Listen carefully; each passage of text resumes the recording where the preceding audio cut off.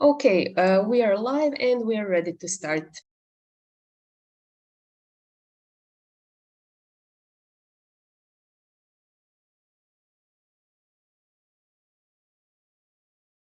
Hi, just to check, am I audible? Great. POIs to begin verbally, please. I'll not be looking at the chat.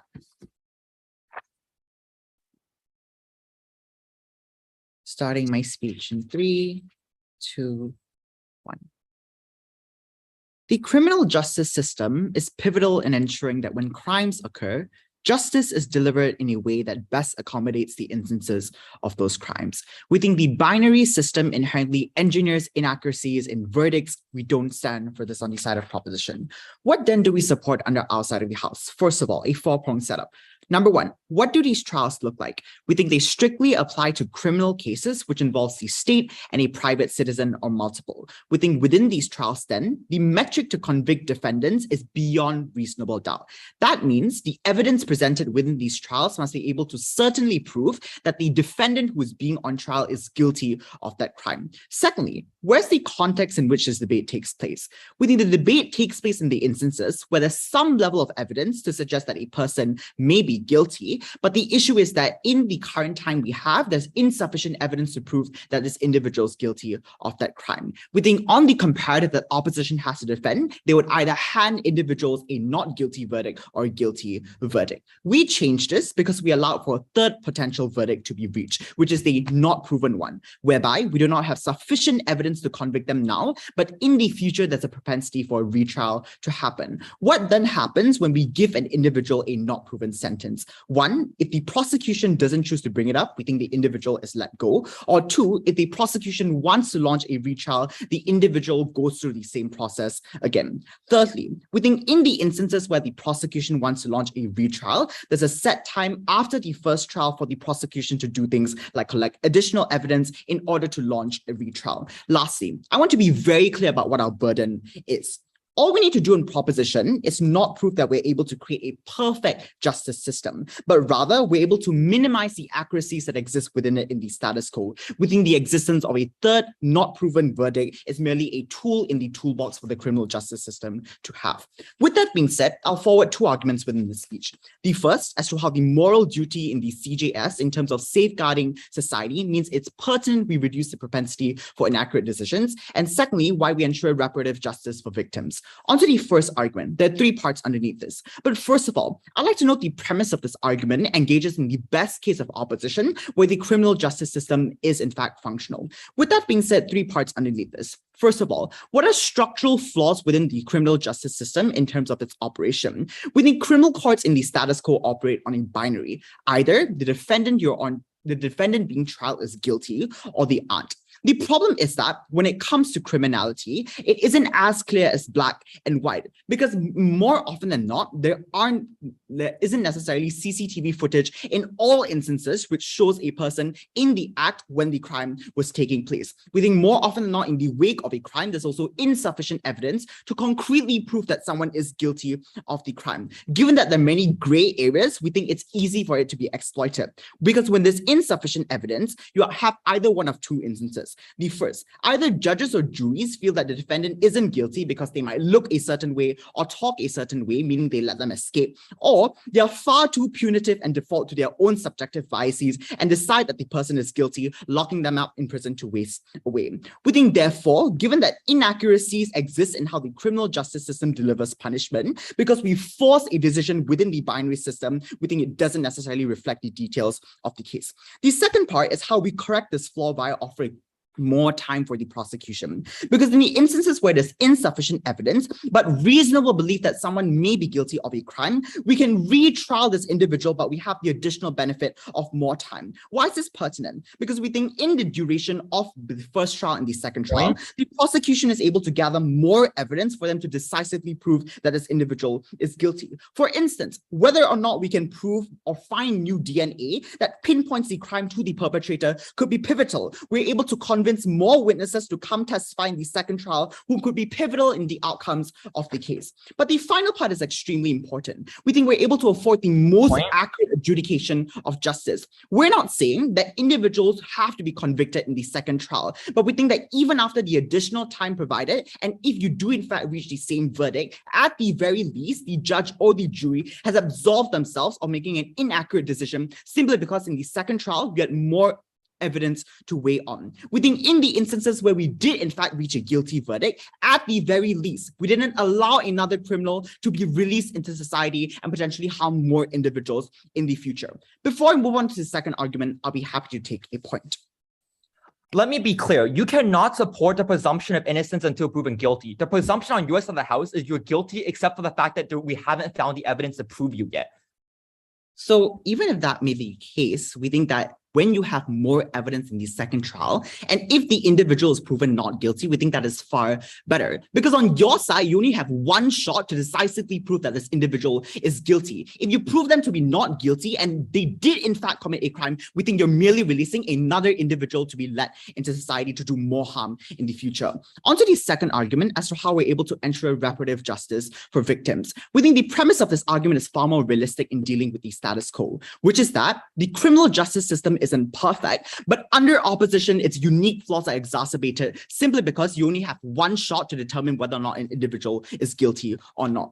There are two parts then underneath this argument. The first, why do we think that there are simply structural flaws when it comes to the perception of guilt that uniquely exists under a binary system? We identify three biases that judges or juries uniquely fall into the trap of. Firstly, racial biases, because when a Black or white person is typically charged for the same crime, we think a Black person is far more likely to be locked up simply because they look to be more predisposed to committing a crime. But secondly, things like socioeconomic status. So rich individuals are perceived to be more compliant to laws just because they might dress a certain way. Or thirdly, a show of emotion during these trials. So people who show vulnerability by crying during the court case are seen to be far more remorseful of their actions when sometimes it's just an arbitrary emotional reaction that might not necessarily prove whether someone or not is remorseful of their actions. We think the problem lies when there's a binary system, and as a result, you make judges and juries default to these biases. Consequently, people utilize the adjudication to reach false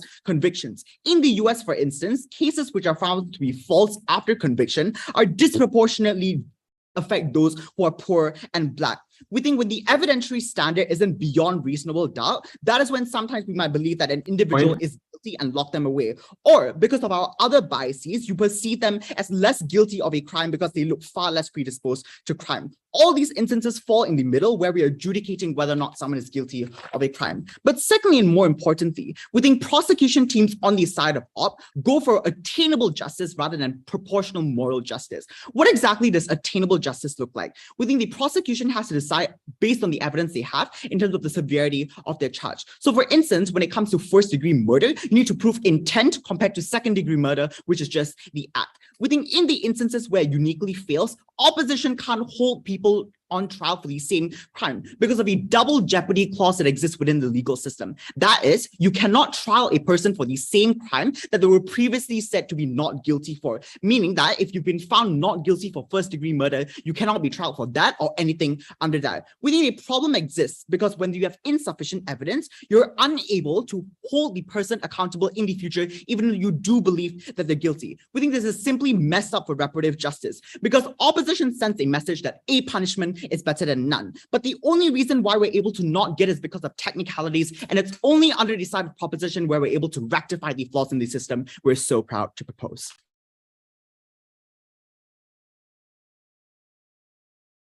I would like to thank the speaker for that speech and invite the first member of opposition to continue the debate.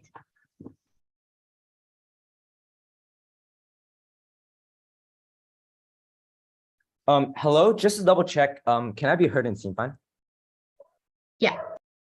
Perfect. All right, thanks. Before I start, POIs verbally, thanks. I won't be reading the chat, so yeah.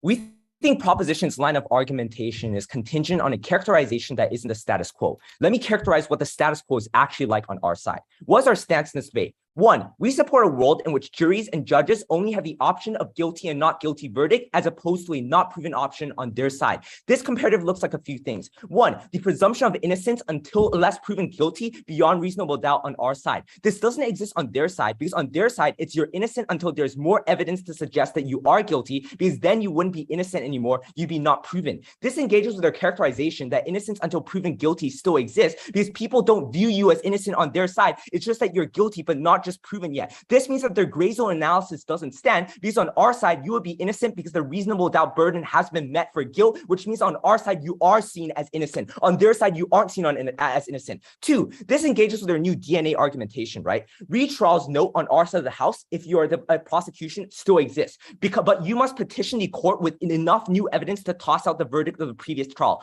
Why is this true? This is because even on our side, the decision of not guilty within the court is contingent on the circumstances and facts, no thank you, that existed at the time. They cannot account for the newfound evidence then on our side. This means to the point at which there is sufficient newfound evidence, this overrides the circumstances and the previous verdict that was based off of this newfound circumstance null, so that's completely okay. On their side, the prosecution, one, has the option to retry any non-proven case even without evidence, but also the courts have no ability to reject these retrials while they do on our side. These are known as motions for a new trial, and they're at least better than being able to do this on default on their side. We agree that double jeopardy is probably something that exists on our side of the house or either side of the house, but know that double jeopardy only exists to the extent which you're trying to retrial someone with the same evidence, with the same circumstance that already existed before. So this is completely out of the debate as a whole. But no, even if they are able to prove that this is only able to exist on their side of the house, we would just posit to you that this isn't necessarily a bad thing. We think it's completely fine for the state to take longer processes in order for you to find better evidence, to be able to get the DNA tested or whatnot before you jump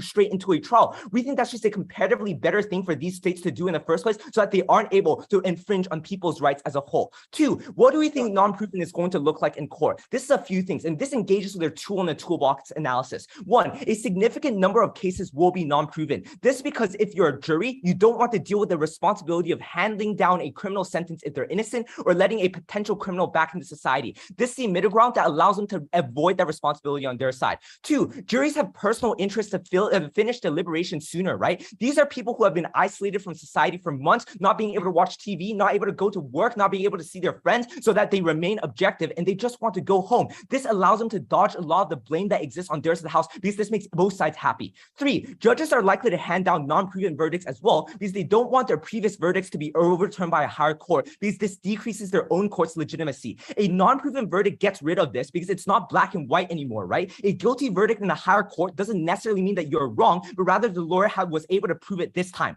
Lastly, if non-proven is an option, the bar for innocence becomes very, very high. This is because if the prosecution calls an eyewitness that already casts some doubt on a defendant's innocence, that's already good enough for them to win. Lastly, how do we think society is going to perceive this? One, we think that non-proven people will struggle from stigmatization. This is because society wants to err on the side of caution and not hire a potential criminal that when you can hire just another worker. But two, because they're not definitively innocent, right? There's less social political capital to pass policies that guarantee workplace discrimination or other social discrimination protection for these people as a whole. So a lot of the harm that they talk about will still exist on their side of the house anyway. Well, that said, one, why this destroys the presumption of innocence? First, why is this presumption of innocence important? The first reason is because the state has a lot more power than you do, right? They have more resources, they have the connections, they have the police. We think the high bar of innocence unless proven guilty beyond reasonable doubt acts as a counteracting force to the asymmetry of power that occurs between the state and the average individuals. On their side, we think that asymmetry of power between the state and the average individual is magnified when the state can forever try you because one,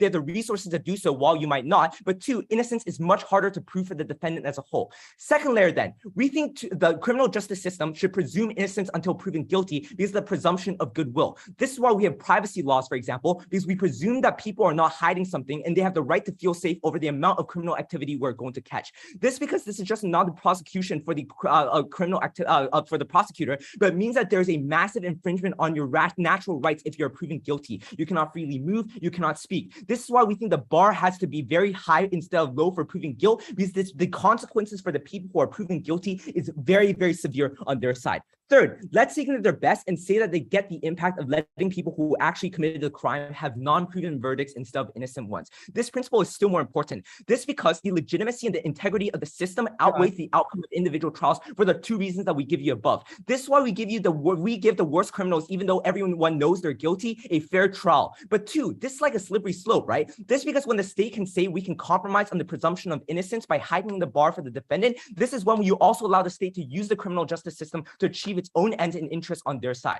Secondly, why they make the criminal justice system worse for those who need it. But before I move on, I'll take that POI.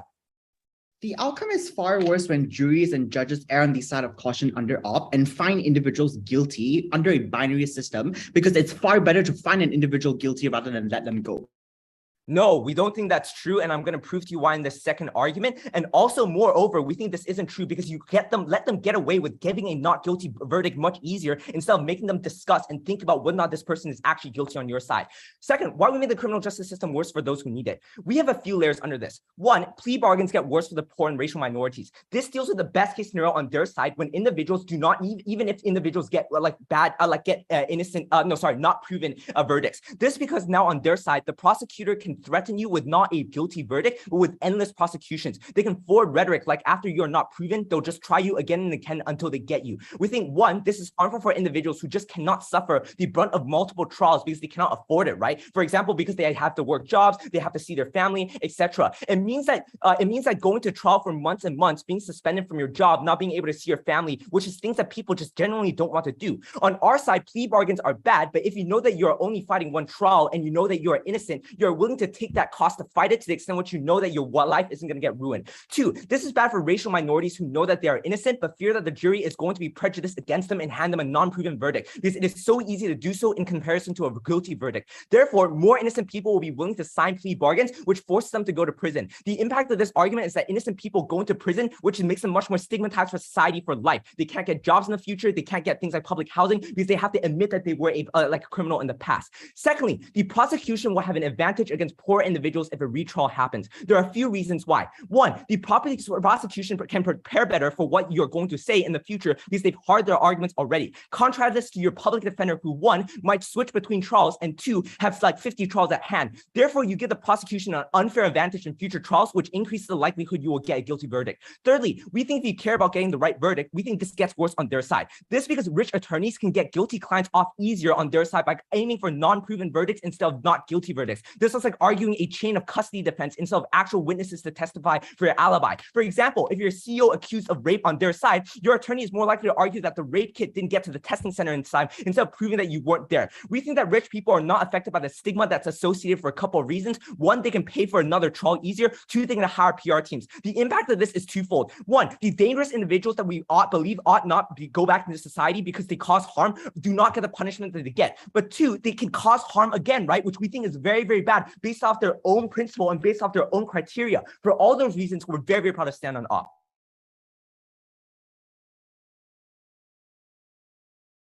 I would like to thank the speaker for that speech and call upon the second speaker from proposition to continue the debate. Hi, can I check that I'm visible and audible? You are. Okay, great. I'll take POIs in the POIs verbally, so just unmute yourself. Let me set up a timer.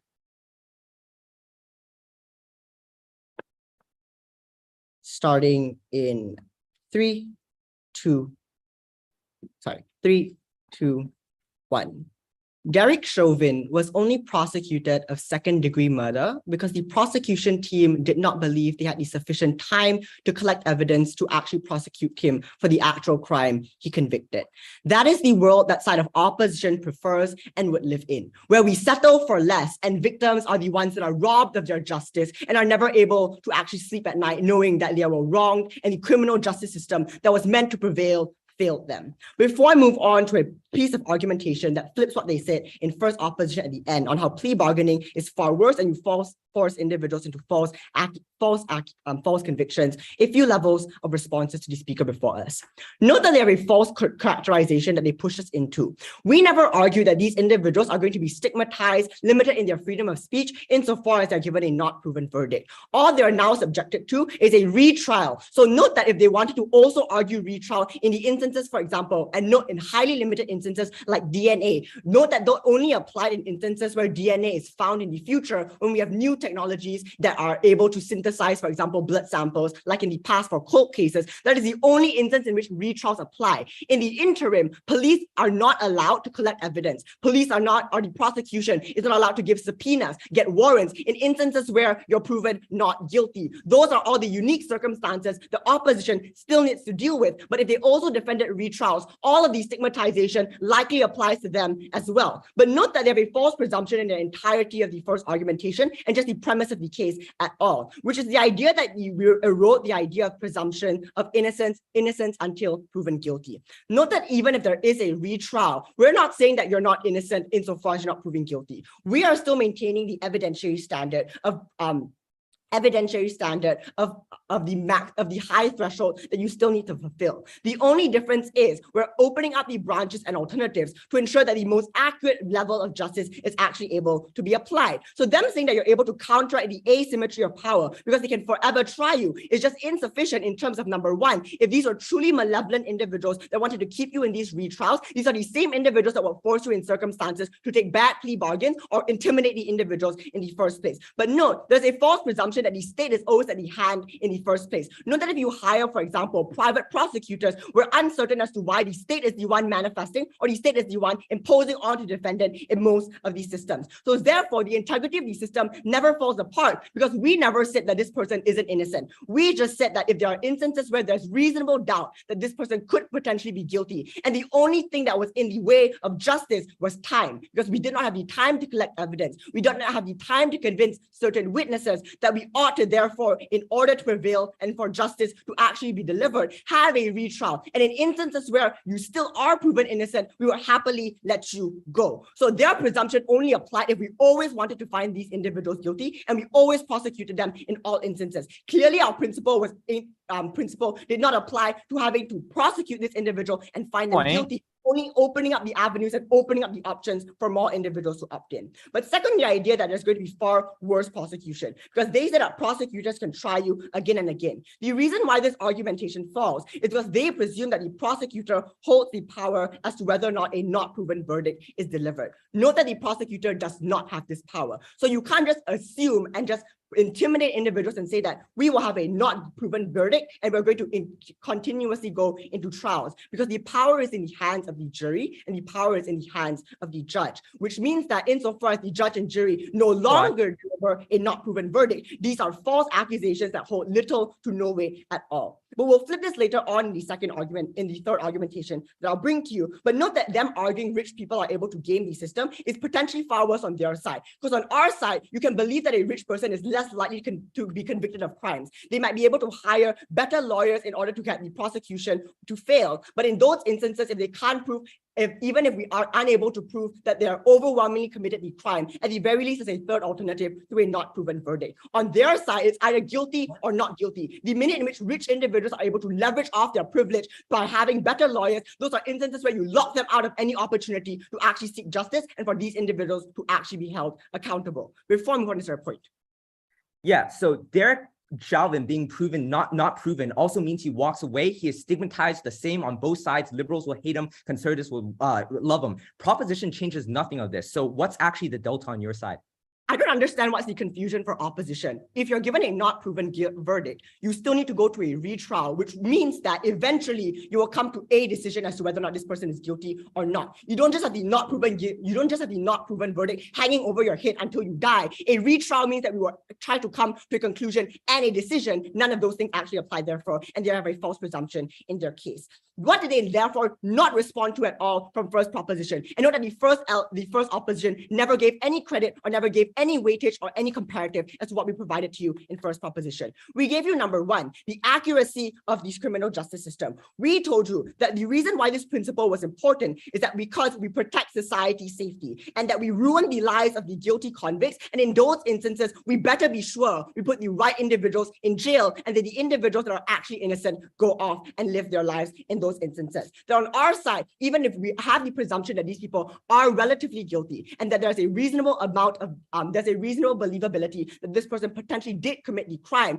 on their side, you're forced to make a judgment. You're forced to either let this person go, which means a potential criminal is out there on the streets just because we only had 80% of the evidence sufficient, or we falsely convict these individuals because of our set biases and prejudices and falsely convict these individuals and send them to jail. On our side, we provide the third alternative, which is time to collect evidence, time to convince more witnesses that were previously far too scared to actually come out in the trial that could be pivotal, all not responded to in these instances. On our side, there are far more accurate decisions that the CJS is actually making, never contested on opposition. Therefore, they have to stand, and therefore their stance is inaccurate decisions and prosecuting the wrong people at the wrong time. The second argument is also important in terms of attainable justice, because the current system of the binary means that you have to settle for less. That means victims aren't actually receiving the justice they deserve because we settle for what we can prosecute as opposed to what we should prosecute. On our side, even if you fail the conviction, at the very least, there is the possibility of a non-proven verdict, which means that we can lower the standard or lower the thing that we're convicting them of. On their side, the double jeopardy means this person is never convicted at all. Before that, is there a point? No. Moving on to a third argumentation as to how plea bargaining is worse and you force false convictions on their side. And this flips the argumentation that they brought to you in first opposition. We said that because you can't, individual victims can't take the chance that you're going to be given a not guilty verdict. That is why intimidation tactics by lawyers and the prosecution team work far more. When you scare the defendant to say that we have the evidence to prosecute you, that social biases work against you, which means for the African American that they said will likely take the plea bargain, it's far more compounded on our side because you're either guilty or not, and social biases work against you. And in those instances where there isn't a middle ground for individuals to default to, you're likely going to be prosecuted as guilty. On our side, that is the exact reason why individuals are likely going to take plea bargains even if they aren't guilty, because they fear the repercussions if they aren't going to take it because society is inherently against them. On our side, we tell them, even if individuals are stacked against you, you don't have the evidentiary standard to actually prosecute you to the maximum extent, but we allow juries and judges to make adjudications in the middle through a not proven verdict where we can give them more opportunities and leeways out of the system of prosecution and punitiveness. Note that debates have a binary, win or loss. Unfortunately, Team China had to take the loss in this debate. They were unresponsive to our arguments, uncomparative, and uncharitable in all instances. Side with Prof. I would like to thank the speaker for that speech and call upon the second member of opposition to continue the debate.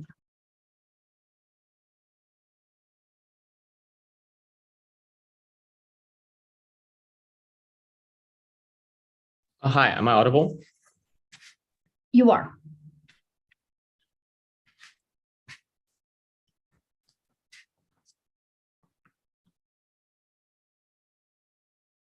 Proposition creates a system that allows the rich to buy their way out of being punished and allows the poor to be even more harmed on their side. They simply assert that for some reason in the status quo, those who are minority groups are being punished. And the moment they create an option on their side, they will be better off. But we tell you, when there are biases on their side, they are significantly exacerbated at the point when you don't have enough evidence, you can still punish them by exerting stigma upon these individuals by saying they're not proven. Those biases manifest in worse ways on their side because the bar is much lower to justify punishment. That's why racial biases are worse on their side. And we give you many mechanisms to why the rich are able to benefit from the system. No direct engagement from their second speaker. But furthermore, Prop's second speaker also significantly shrinks their case because eventually they just say, oh, but we just want this to be an option so we're able to retrial. That means their upshot is extremely small because we told you in the status quo, if you have sufficient evidence, you are able to retrial. That means if you have significant evidence to win a case, we can retrial on our side. On their side, what they get is meaningless retrials without significantly more evidence. It is unclear whether that leads to good outcomes. It's unclear what that means to get more justice on their side. But furthermore, it's also a massive problem-solution mismatch. It's unclear whether the solution towards needing to get more evidence is we're going to punish more individuals and exert stigma. They never proved why this is the legitimate policy. Anyways, two questions to ask. One, on the effectiveness of courts, and secondly, on the impact on individuals. First, on courts. One, on getting justice, the first thing we heard is that it is binary. We're going to prove to you why in both instances of how this gray area manifests on their side, it's worse. Because I think it's reasonable to say that the framing of this debate is in the middle ground, right? It's not the extremely innocent, not the extremely guilty. Their side makes it worse for these individuals on both ends. Because if you're an innocent person in this gray area, you now exert a stigma on people who are absolutely innocent. That violates the principle of innocent towards proven guilty. What you're trying to do on their side is prove that you're assumed to be guilty on their side. That's uniquely bad because it means innocent individuals are stigmatized. That isn't a harm they never responded to. But secondly, even individuals who are guilty are better off on their side. Because now, for example, if you committed a crime, instead of getting punished for example, going to jail, which is more likely to happen on our side, on their side, the bar of proof is much lower. So on their side, you are more likely to get away with it on their end, because now you're able to prove yourself as not guilty. You don't have to prove yourself as, absolutely innocent on their end. So their side means people who are actually, did crimes also are more likely to get away. That flips their analysis on saying,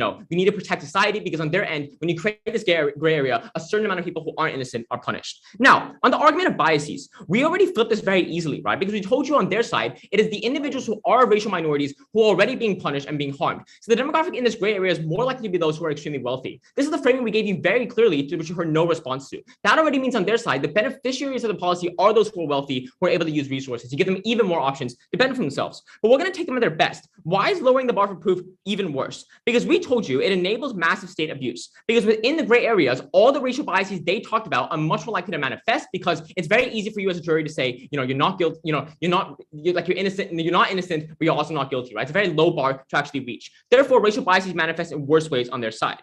Furthermore, their side makes it much worse in general, right? Because if you are actually guilty, the bar is also lowered for you. So in their example of, Derek Chauvin, he is still going to get a lower bar to get away with it, because now he just has to prove he's, not guilty. He doesn't have to prove he's absolutely innocent. So on their side, when you lower the bar, those biases manifest in much worse ways, because there are more options for you to actually abuse. Now, at their very best, we're going to give you principal argumentation. Let's say on our side, we let some individuals who are guilty out. Why is it still better? Because on their side, you need to punish a large demographic of people who are innocent. That is necessarily bad, because the most important principle of the criminal justice system is you are innocent until proven guilty. They violate that when you lower the bar and you punish individuals even if they're not necessarily guilty. This is crucially important, because that means that the innocent individuals outweigh them. But furthermore, we also proved to you about racial biases means you're more likely to be innocent if you're a minority, and if you're wealthier, you're more likely to be seen as guilty.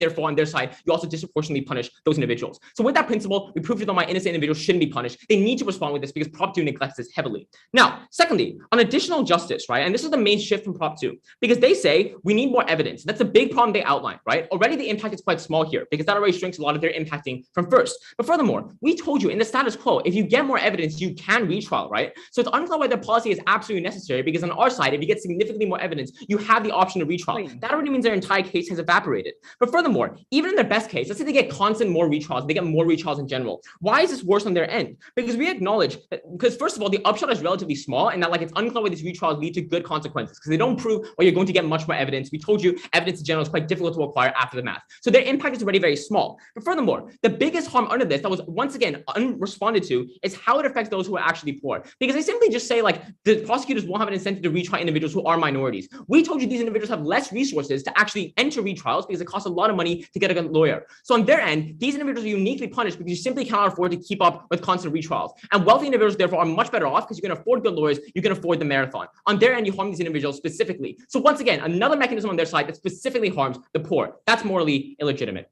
So we proved to you our courts are more effective on our end, and their upshot is extremely small. Now let's talk about individuals. Before I go on, I'll take a POI if there is one. Yeah, once individuals are convicted of not guilty due to insufficient evidence, you can't retrial them at all. Engage with the actual nuance where a limited time frame restricted your ability to collect sufficient evidence in those instances. We already told you that on our side, if you get much more evidence, you can retrial, right? But once again, it's unclear why you just assert the time frame is very short without any analysis. It's unclear why you get absolutely no time. Court system are quite slow in the status quo. It takes years to queue up to actually get to court. So I think you get sufficient time. How are you going to get magically much more evidence on your side when you get a couple more months? Literally no analysis. Now, let's talk about individuals. One, on the perception of guilt, they say racial biases, these different stigmas occur. We proved to you why this is all much worse on their side, because once again, you lower the bar of discrimination. You make it much easier for individuals who are judges and juries to prosecute racial minorities and harm them and create stigma.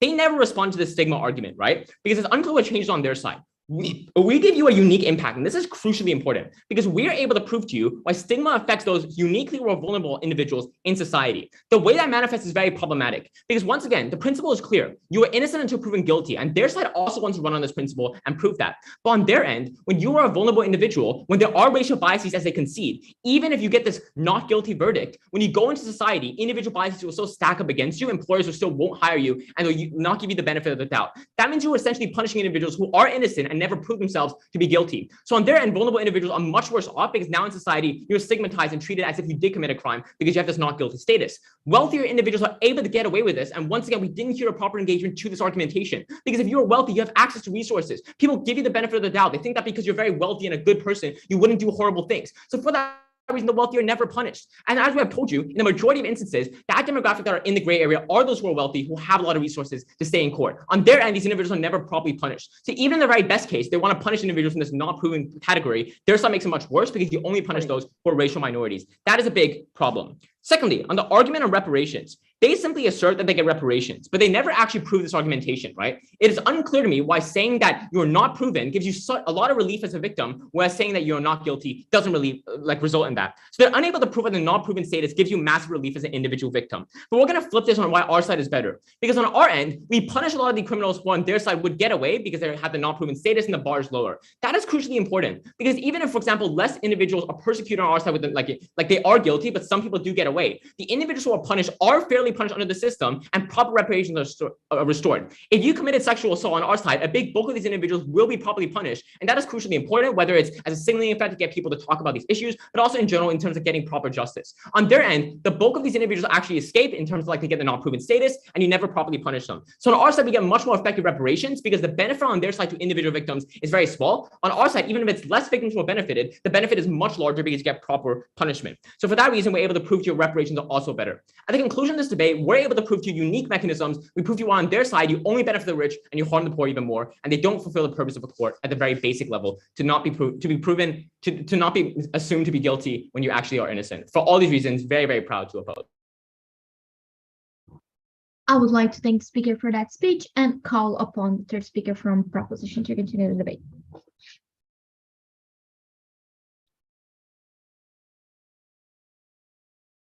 Hi, am I audible? You are. Okay. I'll take POIs in the chat, starting in 3, 2, 1. The most disingenuous thing in this debate was for China to portray this solely as a tool for the rich to abuse their power and ignore all the differences we told you about why the most vulnerable needed an option that could have no reform under the side of opposition. Let's call it finally for what it is. They wanted the suppression of justice and the prevention of alternatives for those who didn't have any. Because the mistake with Team China's case was choosing to run a negative one to respond to a prop case that didn't exist. They still don't understand that the not proven verdict isn't one that permanently condemns them to stigmatization the same way that guilty ones do. Because note, you may still be more easily put under the verdict that you are not proven than you are the one that is guilty, but the reasons as to why this is better are a few fold. Note, clearly we told you from first and second to very little response because they wanted to rely on their unproven premise that still most of these people will be characterized as permanently guilty.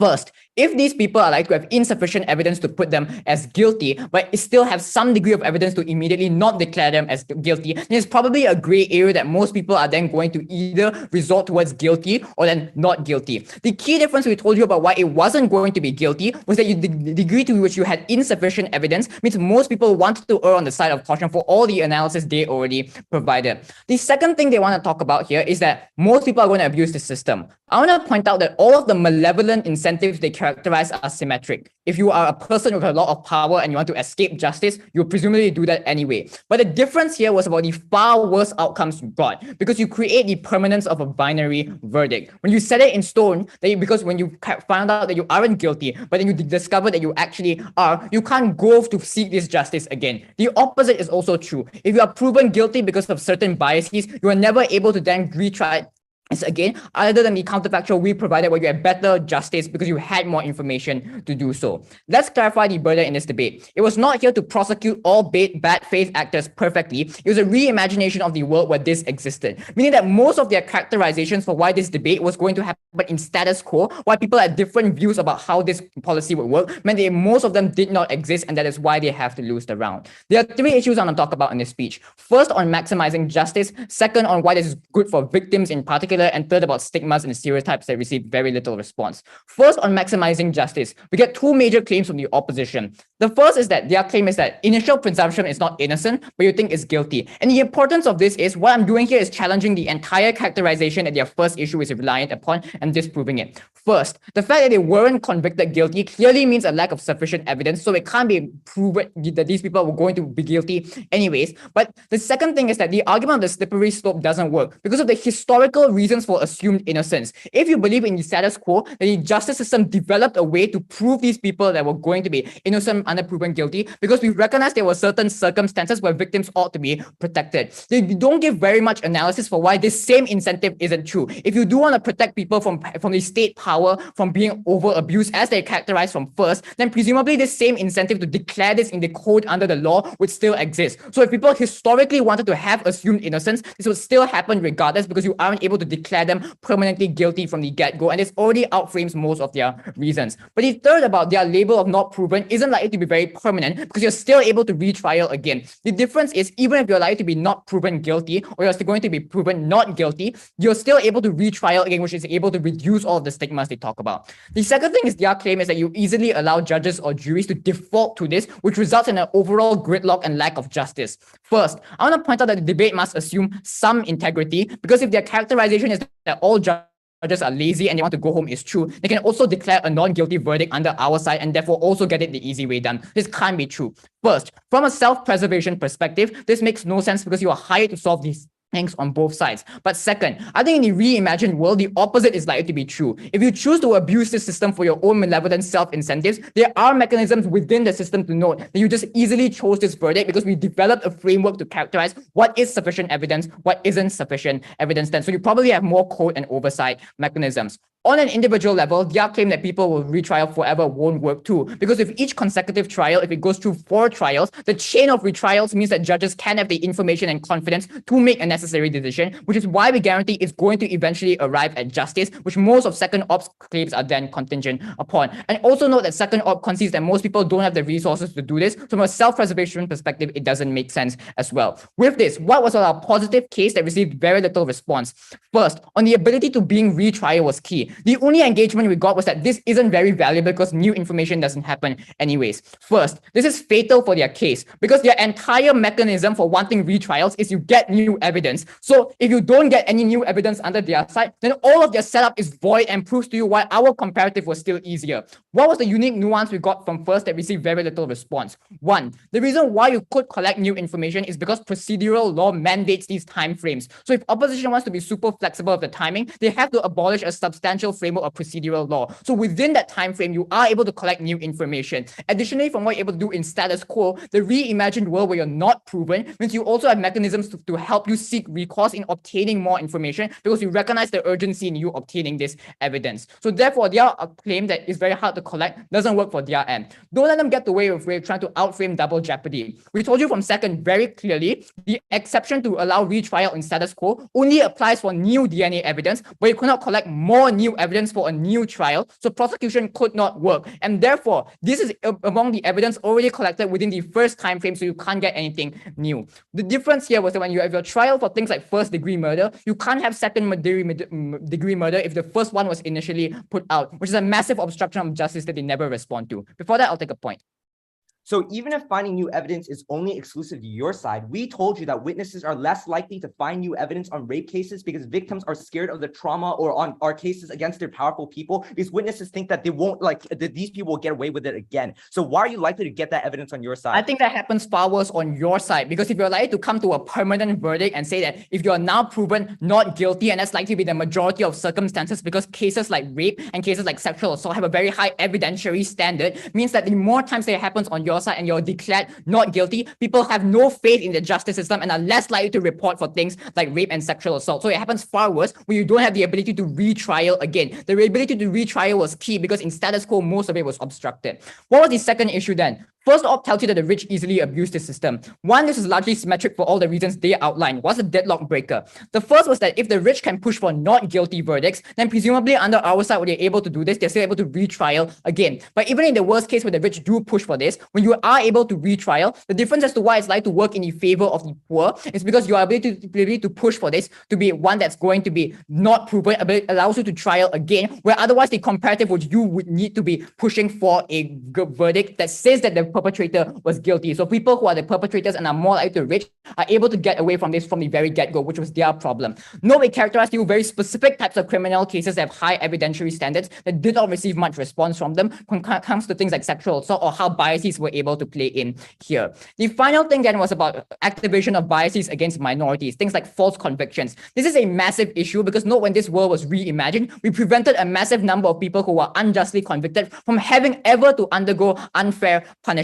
What was the conclusion to this speech then? The first was your ability to have this agency to retrial again, and when your ability to not have one verdict that permanently cuts out any ability for you to seek justice was key in this debate. Even if it was limited, even if you ended up not getting the perpetrator guilty, this was largely symmetric because under their side, it will still be not guilty. With a very few people, they'll still be likely to be benefited under our side. There was no response. All the setup that they talked about was largely void by the second speaks. It's far impossible for them to come in back at third. We're very proud to propose. I would like to thank the speaker for that speech and call upon the third speaker in opposition to continue the debate.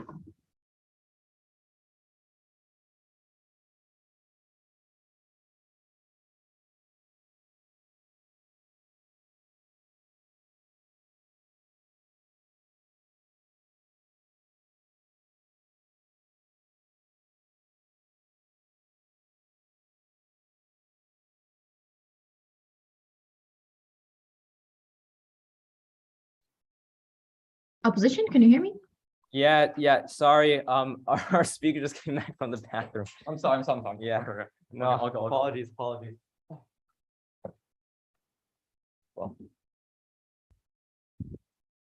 we're all good for me to go, right? Hello? Okay, we good. Okay.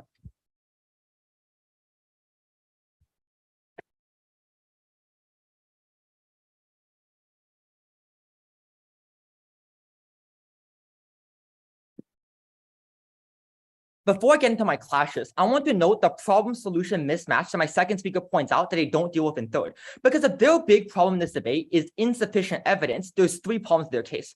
One, it's unclear why this is the solution. If they need more evidence as an argument for more depositions or an argument for calling more witnesses, it isn't necessarily an argument for changing the entirety of the criminal justice system. Second, if they're concerned about retrials, let's be very clear. Retrials still exist on our side of the house. How they work is different. Because on their side of the house, retrial is an option of the prosecutor. So the prosecutor can choose whether or not they want a retrial if they hand a non-guilty verdict. A non-proven verdict. On our side of the house, retrials can still exist, but the bar is higher. That is to say, you need to petition the court to get a retrial. I think the intuition pump for you to believe our case is that this is the reason why Supreme Courts and appeals courts exist, right? If retrials just didn't exist on our side of the house, you wouldn't have appeal courts, you wouldn't have Supreme Courts. The bar is higher. But I think the third big problem with their case is that their case is contingent on an unproven premise. Because their characterization is like, your first trial will have insufficient evidence, but suddenly new evidence will pop up and you can have a good trial. They don't prove to you how likely new evidence is going to pop up, right? Like, I agree it is possible that new evidence might pop up. But they don't prove to you how likely it is going to pop up. This is a problem because there are just structural reasons why evidence isn't likely just to pop up arbitrarily, right? Like evidence decays over time, right? DNA samples and fingerprints just weaken over time. So they bank their whole case on evidence suddenly appearing out of nowhere. They don't weigh the probability or prove the probability of this. Firstly, then let's talk about vulnerable people, why they're oppressed more on their side. Second, on privileged people, why they're able to get away with crimes. Thirdly, on the broader conception of justice. First, let's talk about the vulnerable. Our claim under this clash was simple. prosecutors will use non-guilty verdicts to intimidate more vulnerable people into taking plea bargains. This is worse than a status quo. Why? Because Evan correctly points out the bluff that prosecutors use in a status quo is that the court might find you guilty. But this is a less persuasive bluff than saying the court will find you not proven. Because finding you guilty is very difficult, right? You need to prove that they are guilty beyond reasonable doubt. So if you as a poor person are objectively, and you know for a fact that you didn't do it, the bluff just won't work very well for the simple reason that you know that the prosecutor won't be able to meet this high bar. On our side, the bar is much lower, and so the bar isn't me not proving guilt and therefore I can be innocent, but instead the bar becomes prosecutor just needs to give some evidence to give them some suggestion that I might be guilty. Why is this bad? This is intimidating for two reasons. One, it is the threat of continuous retrials, right? If the prosecution gets to a non-guilty, non-proven verdict, that's when they can try you again and again and again. If you are poor, this is terrible. Why? Because the prosecution can prepare more for the next trial, but your public defender is probably going to switch, and your public defender doesn't have the time to prepare for your next trial, and you can't afford having multiple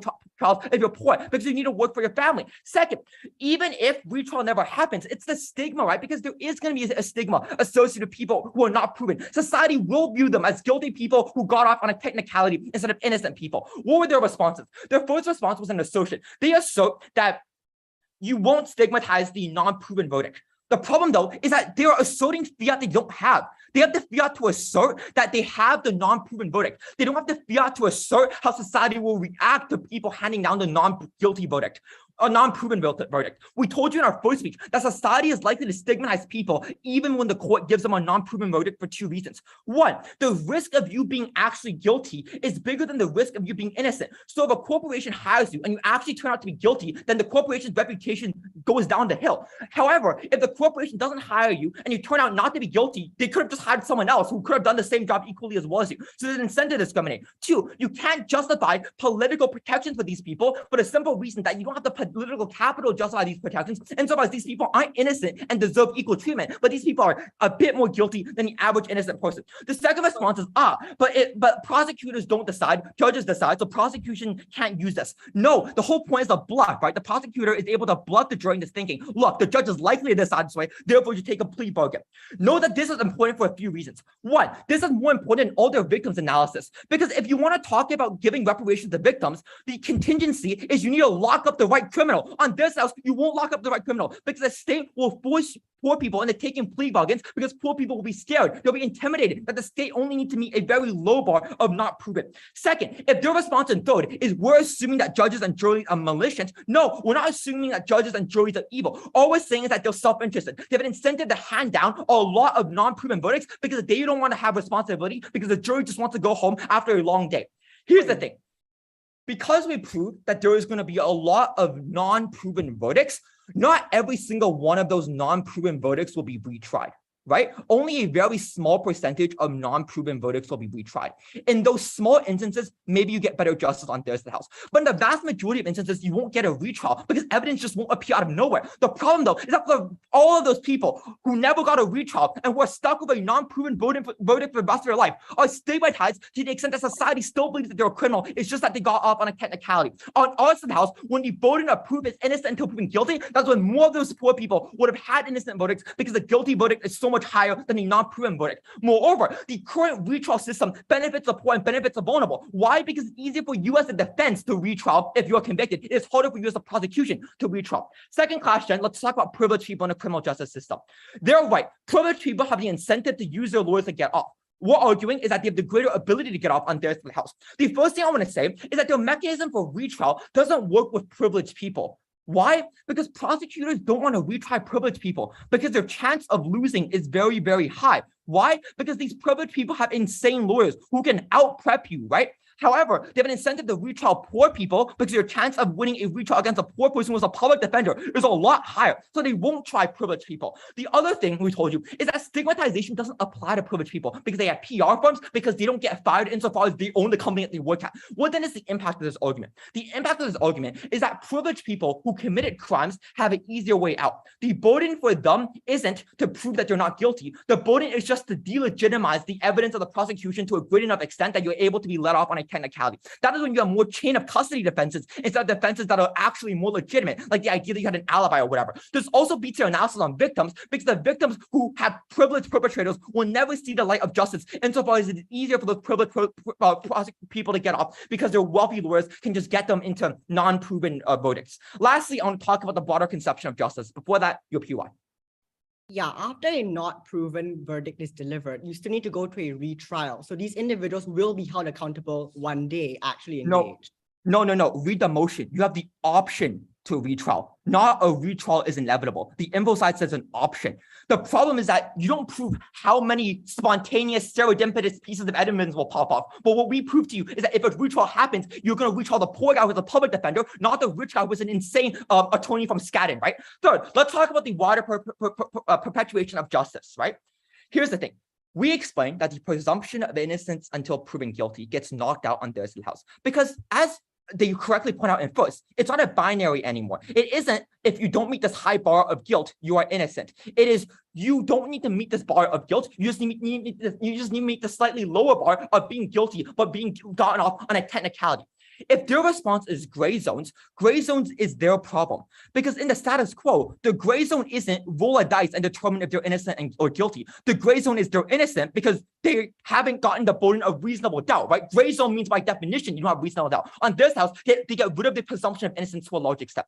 The presumption of innocence is important because the majority of people are not the super rich. The state has the monopoly of violence over the vast majority of societies in the status quo. You need to give those people a counteracting mechanism. The counteracting mechanism is a high burden of guilt that they lower on their side of the house. Very proud to oppose.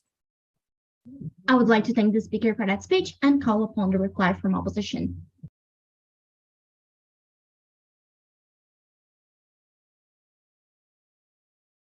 Hi, am I audible?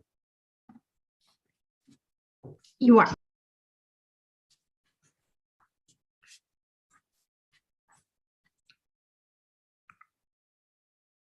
At the conclusion of this debate, proposition has shifted their case in a very unstrategic way, because essentially the only mechanism and part of the motion they engage with is the idea of retrials. So let's talk about that first and why their best case doesn't actually happen and their entire case falls after the shift. Now, let's talk about their best case. We told you at the very first instance that on our side, if there is sufficient evidence, you were still able to trial. This was never contested. That already takes them out of their best case, because if magically evidence is found, and sometimes that might happen, we are still able to retrial, and that means these cases are likely to be successful. Propty completely misconstrues this by saying this is a tension. We told you if there is evidence, we have the option to trial. That's the status quo. But if there's a lack of evidence, yes, we can't retrial. But we also told you there's very little upshot towards retrialing, because it's unlikely, the fact that there's no new evidence means you're going to win the trial in most cases. This is a big problem, because we told you in the majority of instances, you won't find new evidence. They simply assert, and this was in second after the case shift, that for some reason on their side, for some reason on our side, there's a lack of time. But this is once again not argumentation, it's just an assertion. And we told you in many cases, court cases take many years to be processed. So why is the extra couple of months going to lead to magically new evidence with a massive benefit? They never proved this. They were also never able to prove why for some reason this evidence will be so impactful, it changed the outline of the case. That means their best case scenario benefit is already very low in their entire case, because it's such a niche where they get an impact. But even against their best case, in a very small amount of instances, maybe they get a unique retrial for some reason.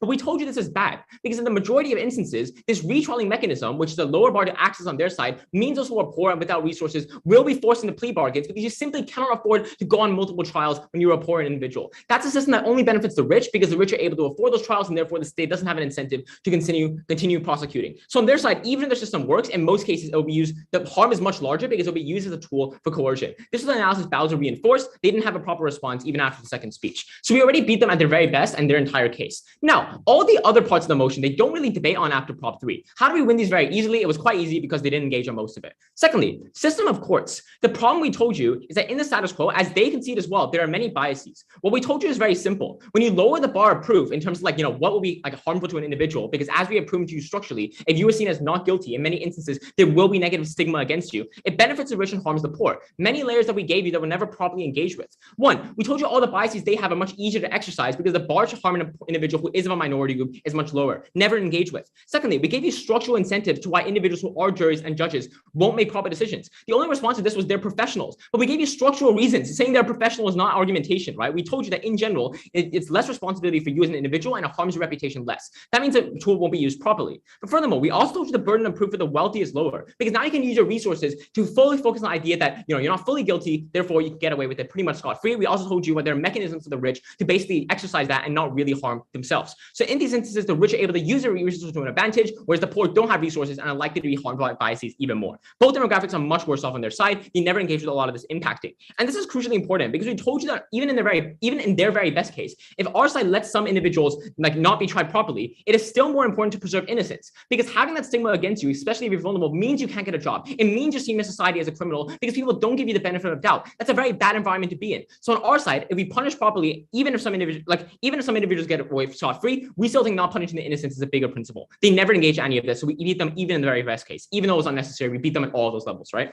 3, on individuals, our stigma argument, which is our biggest argument, and once again, never heard a proper response on their side. Because essentially what they say is, oh, people won't really care about the stigma. But once again, we give you structural reasons, right? Dismissing it and talking about your own case that's very, very small doesn't actually win you this. This is important because we told you in many instances, this leads to a lot of harm. That violates the principle of innocent until proven guilty. That's an impact that we uniquely get. That's the biggest impact in this debate. They never proved this. The other subclass was the idea of reparations, which was forwarded by their first and completely dropped by third. We also went very easily by proving to you on our side, we prosecute more criminals on their side who would get away and use resources to benefit themselves. Those individuals are probably punished on our side. That is proper criminal justice. That's yet another facet of the criminal justice system we feel better than their side. At the conclusion of this debate, it's very simple. Their case is very niche, very little upshot, very little impact. We give you many layers of argumentation that we're never properly engaged with. It's a very easy opposition win. Very proud to oppose. I would like to thank the speaker for that speech and call upon the reply from proposition to close the debate. Yeah, can I check that I'm audible? Okay, great. I'm setting up my timer. Starting in 3, 2, 1. Op never wants to engage in the comparative. Because panel, is it hard to conceptualize that a criminal under their binary system might go off with a not guilty verdict? Because therefore they have no response. They only wanted to engage in the instances where this person was innocent regardless, that this person would have got off anyway. But in instances where we needed an extra time frame to prosecute these individuals, what did they do? They did nothing and they let them go into society. 3 issues in this speech. Number 1, the duty of the criminal justice system to be accurate. Secondly, on reparative justice. And thirdly, on false confessions and intimidations. The first thing I would like to note before I go on to the clashes is that opposition literally has no case because they argue on all of the harms of a broken CJS system and one that does not literally function. In terms of if the problem was prosecutors that were corrupt, if the problem was judges that were unable to change their biases, that these are structural issues that you could solve through other mechanisms, but these are things that we outline on our case that could not be solved absent of a third system. Because the inconclusion of evidence is something that will exist in all instances and not just the instances where opposition wants to engage with where the CGS is functionally broken. But note them wanting to argue that they also have retrial means they have literally no trade-off in this debate. All of their harms apply to them. All of their harms symmetrically therefore manifest on your side if you also don't want the privilege to get off. Just that thing to note because they have no comparative and no trade-off in this debate. On to the first clash, on the duty of the criminal justice system to be accurate. And I would like you to pay attention because here's where the actual responses were. I'm just reflagging them even though they were already in first, second, and third. Because it isn't hard to imagine, panel, that perpetrators who clearly committed a crime just did not have sufficient time for the prosecution to meet beyond reasonable doubt yet. But if we gave them sufficient time, is it possible? Because on their side, we can agree that maybe it's true. Not every time we're able to get new evidence, but there is a possibility. And in some instances, the 10% where if we could, we would have put one person more that should have gone to jail in jail, and we would have prevented one person that would have been falsely convicted from preventing them going there. Them arguing that the verdict might be the same never took out our case because we never said that the retrial from a not proven verdict had to change at all. All we proved is that an extra trial meant accuracy and meant that we never made false convictions. Why was time important? Their only contention was, oh, but how do you get evidence? Note that their only mechanism and their only engagement relies on them also getting evidence. They say we will just retrial when new evidence comes. Therefore, they concede evidence can be found and can come in the 4 months, for example, where you're given more time to get search warrants, convince witnesses that were previously too scared to come up in the first place. That isn't hard to conceptualize, but we clarified very clear from second panel that their case does not even work in the legal world. Because the only way retrials work right now is when you have DNA evidence. Any other scenario, you don't warrant them a retrial, which means their comparative has to be no retrial at all, which means you need to concede to all of the harm that we told you from second in the clarification, but they were unwilling to actually take that actual engagement. Note that permanent outcomes means we must improve accuracy. If it's determining whether one person goes off when they shouldn't, or determining whether one person should be able to live their life instead of rotting in jail because of wrong convictions, that we ought to provide the prosecution the ability to retrial. Secondly, on reparative justice, they said that biases will push them to not proven verdicts. We said that people will err on the side of caution, which means when it comes to criminality, the judges and the jury, because safety is on the line, the comparative isn't not guilty on their side. Their comparative was a guilty verdict. Because if you thought a Black person had a higher propensity for crime, and you thought you should not let them out, you will use your own biases and cognitive conscience in order to justify that this person is beyond reasonable doubt guilty. So that was their comparative, not the actual comparative they outlined. They never engaged in having to settle for less in terms of justice because we want to do things that are attainable, because once you fail, there's no possibility of retrial. Lastly, on false convictions, their only idea was therefore on stigma. We said, how do individuals even know you were given a not guilty verdict? But on our side, we said it applied symmetrically, no response here. We said that if you are given a not guilty verdict when society views you as guilty, just that you didn't meet the evidentiary standard, the stigma applies the same. But on our side, you don't have the bias and you don't have the assurance that you will be given a not guilty verdict, and you don't need to have a false confession because you will go into a retrial and you will have to re-prosecute. Side with prop. I would like to thank the speaker for that speech and everyone for the debate, and best of luck for all teams. We'll be back shortly with results. Thank you, judges, and thank you, Team China, for the Thank debate. you so much for judging, and Thank you for the debate. Again. Thank you, everyone.